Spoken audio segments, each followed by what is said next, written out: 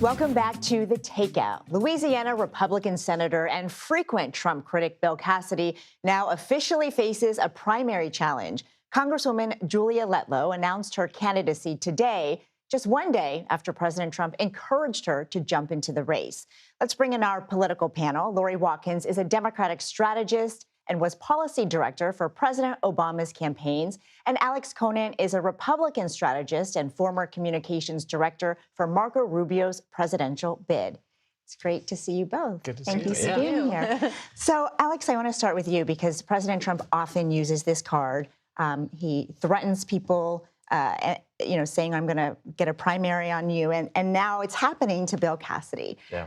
But how much weight does President Trump's endorsement of an opponent still have? I mean, it doesn't help. Can we agree? It doesn't help. Look, I think defeating an incumbent senator is hard. I think especially somebody like Senator Cassidy, who just last week was campaigning in Louisiana with Senate Majority Leader John Thune. The NRSC has indicated that they're going to continue to support Cassidy. He's going to be well funded. So I think we could have a tough primary race here. That said, the number one thing that matters to Republican primary voters is who does Trump support? Mm-hmm. So Cassidy's clearly in a fight right now. You saw in North Carolina when Senator Trump or President Trump wouldn't endorse Senator Tillis. Tillis ultimately dropped out. We have a similar situation in Texas where he won't endorse the incumbent Senator Conant.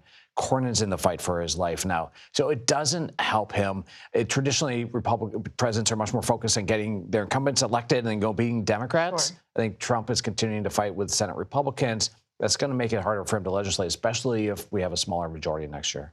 And, Laurie, how should Democrats be looking at races like this, especially after what we saw during those special elections last fall?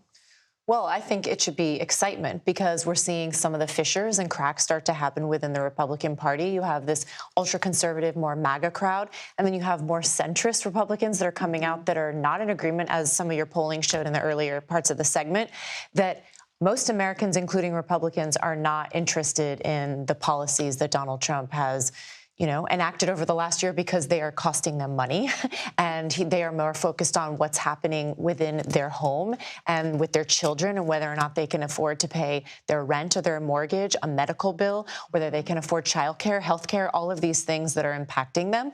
And so I think those are going to be big issues. But in Louisiana, there's an interesting factor that it's a close primary now. And I think the Republicans saw that coming and anticipated maybe throwing in a challenger to Cassidy. And also, I think Republicans there in the state of Louisiana see him, along with most of the MAGA Republicans, as a flip-flopper.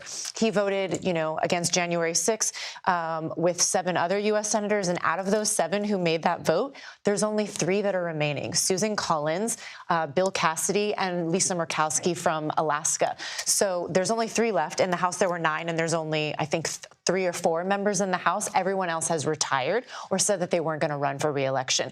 So this is really interesting to watch. But that closed primary, I think, is going to really make this race interesting because unless one of them gets above 50% of that threshold, then, they're going to be in another runoff come, I think it's June. Mm-hmm. So I'm staying tuned and watching what's happening. Yes. It's going to be interesting. We all are. And obviously, so is House Speaker Mike Johnson. Yep. And he actually just delivered remarks to the UK Parliament today. I want to play some of that and then chat on the other side. I told the president that I felt that my mission here today was to encourage our friends and help to calm the waters, so to speak, and I hope to do so. As the Prime Minister said yesterday, let us look to agreement, continue our dialogue, and find a resolution, just as we always have in the past. I'm not sure that that's going to be President Trump's message, only because he has made it very clear that he's not trying to calm the waters. He is trying to get what he wants. So what does that tell you, Alex, about what Johnson's doing? I think we just saw why Johnson has the job he has, right? His job in the House is to basically bring consensus to the Republican caucus and try to seek unity. That's his nature. That's why he's got the job. But yes, why he's doing a good job on it, and why I think we all expected he would do exactly what he did today when he was in London. Look, I think clearly Trump is going to have his own agenda. I think it is notable that not only is the House Speaker not necessarily singing from it when he's over there, but we've also heard from European allies that Rubio doesn't necessarily say that. Other administration officials, when they speak to them privately, say, don't believe all the taunts, everything on Twitter. I think it's frustrating for the Europeans to be getting such mixed messages, but I think they also realize that Trump is likely to say something very different a week from now. And I think Johnson, he's the first sitting speaker to ever address the Parliament. I think he was speaking to history as much as anything, didn't want to respond to the latest headlines. Sure, and he's doing a little bit of damage control. I wonder what I was going to say. But as President Trump continues his agenda, I wonder if these relationships with our allies, are they going to sustain damage that's, very difficult to reverse? Well, I think the damage has already been done. And with all due respect to Speaker Johnson, I don't think he is the person that's going to quell the fears that understandably these European allies of ours, especially members of Parliament, should have. And it is really rich for Speaker Johnson to go over to another country and tout our freedom of speech and First Amendment when we are seeing violation after violation come out of this administration through executive orders, through investigations, through search warrants showing up to Washington Post reporter's house last week, the arresting of people peacefully protesting because they say that they are obstructing ICE, which in a lot of cases they are not. We're seeing all the new visa requirements, et cetera. These are all abuses of the First Amendment, in my opinion. Thank you so much. And sorry that we are out of time, but thank you, Laurie Watkins and Alex Conant, both for your time today. Thank you.